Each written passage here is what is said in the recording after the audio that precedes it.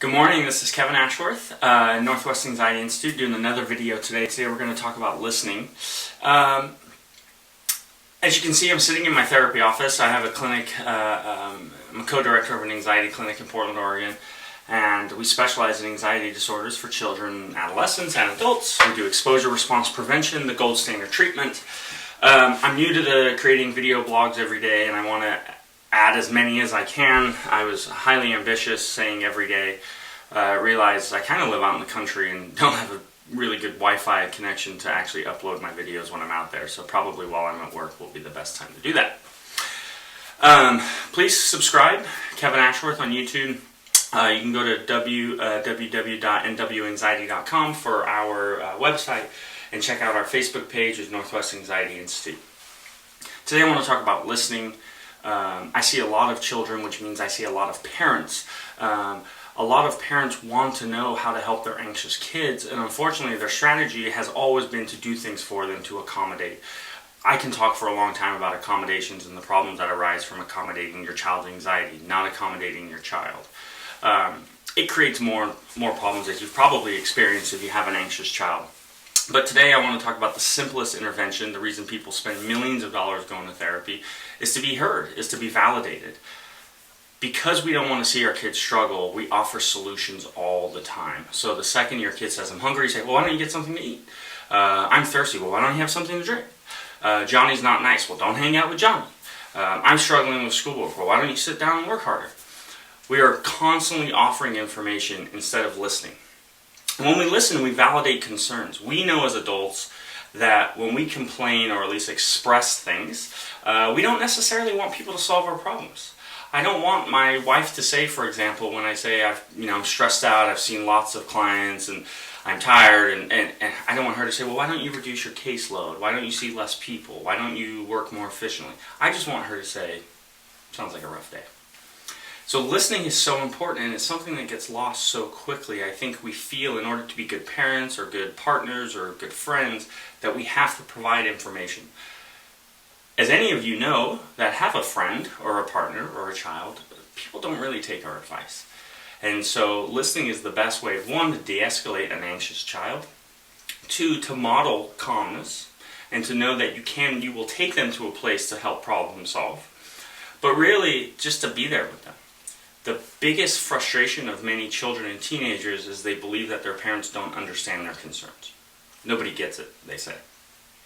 And I believe them. Nobody gets it because nobody listens. We believe that their reality is less important, that we're just going to help them very quickly figure out their issue. And so some tips for listening is, I tell parents, pretend you put your hand over your mouth. Engage, turn off your phone, do this at a time, be strategic when you can do this. Don't do this at a time when you need to be around your other children, you're preparing dinner, or preparing your tax return, or preparing your video blog. Do this when you really have time to listen. And if you don't have time, let them know that you really want to hear what they're saying, but let's set some time aside to do that. And active listening involves empathy, and when people empathize with each other, we feel validated. And so empathy is very different to sympathy. Sympathy is, again, somewhat offering a solution and feeling bad for the other person, and so it's kind of equivalent to saying, oh, that's too bad, why don't you do this to feel better, which parents do all the time. And so parents might say, you had a rough day? Well, why don't you sit down and eat a sandwich? Again, we're offering solutions to help them feel better. I'm okay with kids sitting with the stress and just being heard, and I think that will go a really, really long way. Empathy is sitting with them in that nasty place and knowing what it's like to feel the way that they feel, whether that's stressed out, whether that's lonely, whether abandoned, whether they're not getting enough Facebook likes, or their friends being mean, or their work is too hard. You don't have to experience what they have experienced to sit there with them. Brene Brown is a very popular author, and she has an amazing YouTube video on empathy versus sympathy. I would recommend checking out. You can just put in Brene Brown, empathy versus sympathy.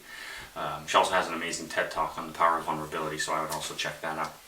And I quote her often in the work I do with parents because I think her work is awesome. So today, listening.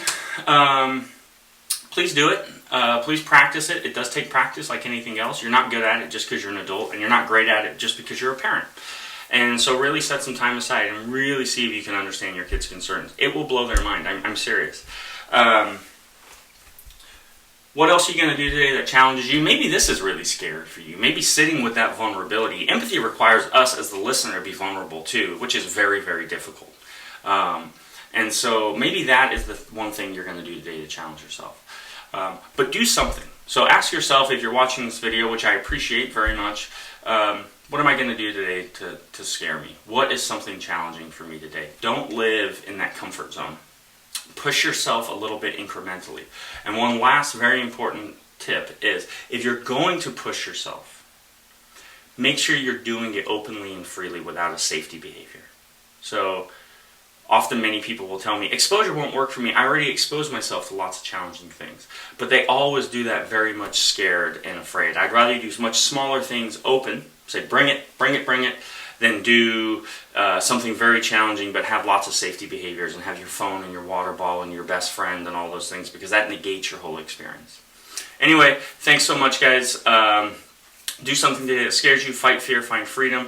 Please subscribe if you like it. And I'm getting great feedback. I'm learning how to do this. I'm trying to adjust the lights and the sound and all that stuff to make this a better kind of produced production. But thanks so much for the support. It's been fantastic.